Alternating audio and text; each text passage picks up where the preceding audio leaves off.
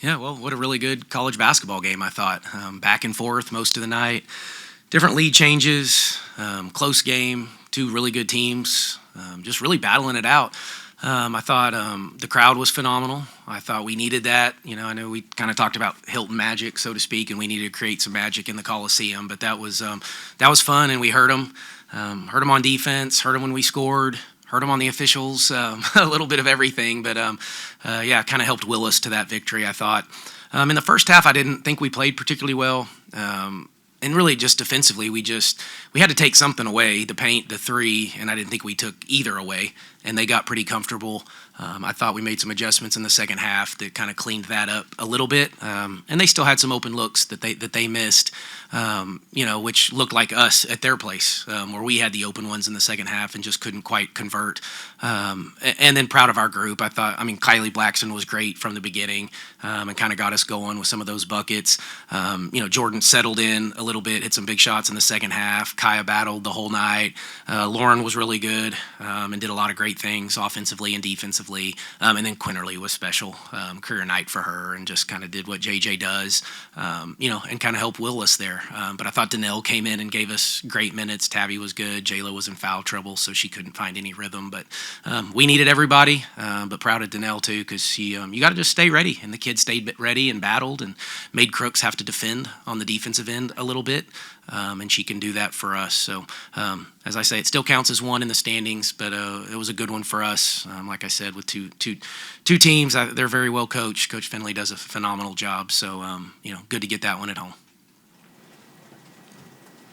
Coach, did you anticipate JJ shooting as many shots as she did? I think between field goals and free throws, she shot 30 plus. I didn't anticipate it, I guess, but whatever it takes kind of mindset, But she was ready for this one, and I kind of even felt it in practice the last couple days, and and she had space, and when she can find some space, she's as good as any kid. She can get into any gap, a little bitty small gap, and the kid can get into it. And we didn't finish very well at the rim in the first half, and then I thought we settled in and finished much better in the second, and she was a part of that too. Did you realize the kind of night she was having? Because you kind of looked up and she just had 30 points. Yeah, I don't know if there's such thing as a quiet 31 by any stretch. I don't ever really look at the stats. The assistants kind of give me some stuff here and there, and I can't see the board from the floor where I stand to kind of keep up with it.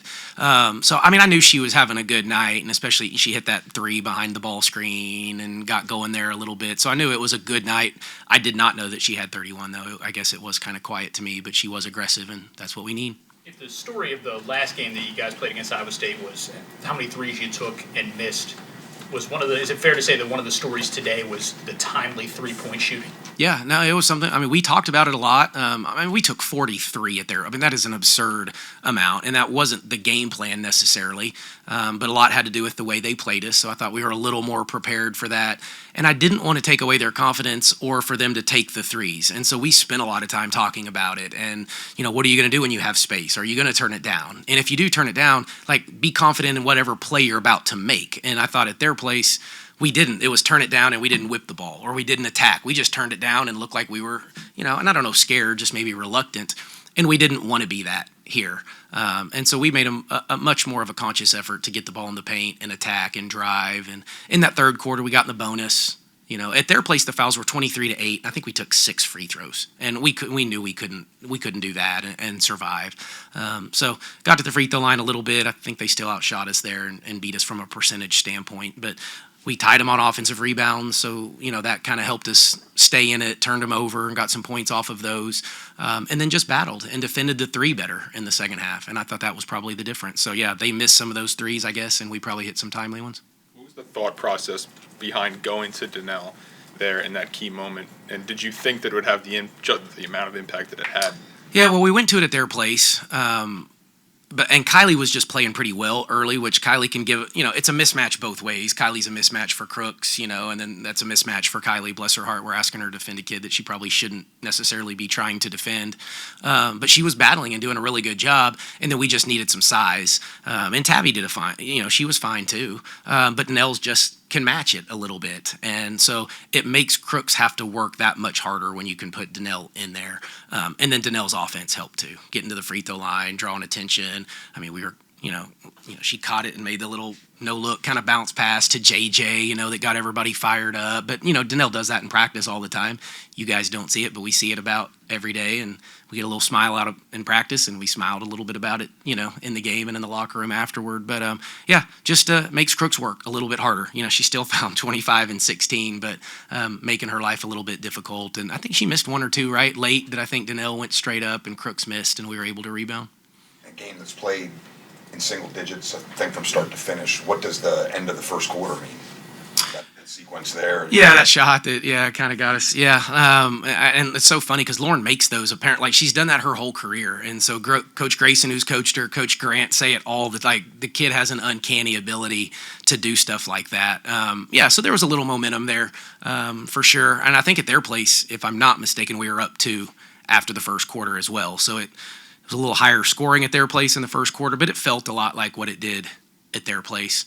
But that game, and I don't know if it was as back and forth as it feels like in my mind, but it felt like it was just a high level kind of back and forth. Neither team could separate. For Danelle, can you just talk about, having to come in off the bench, having not played in guard, probably one of the best players in the league, and do as good of a job as she did. Yeah, and we talked about it in the locker room in the post game just now. I think the lesson is to stay ready. Just stay ready. You never know when your number is going to get called. It's a long season. It's a long conference season. But the kid comes every day. She's got a great attitude. She works her tail off. And I wish you could have seen her early when she got here to see the improvement that she's made, because she has come so far. And we knew this is what we brought her for. We knew we needed size, and we had to have somebody guard, which we didn't know Crooks at the time, I guess, but some of the size that's in the Big 12. And she is the one kid that can do that for us. And I think she got a little tired and hadn't played those extended minutes, and so we tried to get her a quick break. But I thought, for the most part, for her, to her credit, she stayed ready. Can you expand on where she's made progress and what you want to see next from Danelle? Yeah, all of it. Defensively she's fine and she has the size, but she's gotten in better shape. Her conditioning's better, her movement's a little bit better. The offensive end is where she just, she has a skill set. She just doesn't always look to take advantage of it. And so, the first move she made, she probably needed one more dribble to get around, and so I think she was a little excited there. But after that, the moves were good. I thought the pass was the right pass, and so she just has to slow down. This is a big-time level, and she's coming up from a junior college level, so she just needed the game to probably slow down a little bit. But I think that's what you're seeing now is the game's slowing down a little bit. To what, is there an extent to which the turnovers make up for getting out rebounded? Yeah, it's how we win the possession battle, because we don't win it on most nights rebounding, but a lot of times it's offensive rebounding too. So we took more shots, which gives them more opportunity to get a defensive rebound where you're on the inside. So with our teams, you have to be a little careful just looking at rebounding as a number. There's a bigger story to that number. I didn't bring my glasses, but we took 13, I think, more shots than they did. So there's some opportunity there, but we turned them over 24 times, and we turned it over 13. So we're plus 11, and those are live ball turnovers, with 17 of those being steals. We should have converted a few more of those. That was the only disappointing part, I thought, is we turned them over at a good rate, but didn't convert as much as we would like to. And you mentioned the crowd. I think it's pretty easily the biggest of this season. Just how much did that play, especially like end of the third, it really got loud. How much did that play down the stretch? Yeah, no, I think a ton. As we're trying to build this and we're trying to get momentum, and we needed games like this against a quality team and to get the big crowd and watch our kids play. And I think we play the right way. And I know we have great kids and they're fun to be around and they play their tails off, and really, honestly, I don't know that I've really questioned their effort at all in any game this year. Not one time did I go in there or a timeout and say, we're not playing hard enough, or you're not giving me, give me your heart, and like, come on, guys. Like, we've had to get better X and O, and we've got to teach them some things, but we can feed off of that crowd. A lot of people have told me, and even coaches within the league, that this is sometimes the hardest place to play. And it may be travel, it can be crowd, it can be a lot of different things, but I don't care what it is. I just want to make sure that we continue to make this a really, really difficult place to come in and win. And the crowd is a big piece of that. So we appreciate them, all 4,900 of them. That was special for our kids. And how rewarding is it when your team plays that way, the fans support it, even on a day when it's the same tip-off time as the men? Yeah, I know. I don't love that piece of it. But, yeah, no, it's tremendous, and obviously to get the biggest crowd, they probably came from distance, and it's a Saturday afternoon where kids may have activities, so we understand the commitment that takes. And so, yeah, I think that's why we're so appreciative of it, but that's why we want to give them the show that we did, and hopefully they'll come back and continue to support. not that you ever lost confidence before in a row now as a group. Can you just kind of give us the mood in the locker room and how much confidence this team is playing with? Yeah, yeah, every win in the league, I think your confidence grows. I can't remember if I said it here, but I told them in the locker room, it still counts as one. It's 1-0 regardless of who you play, or you're 0-1 depending on the result.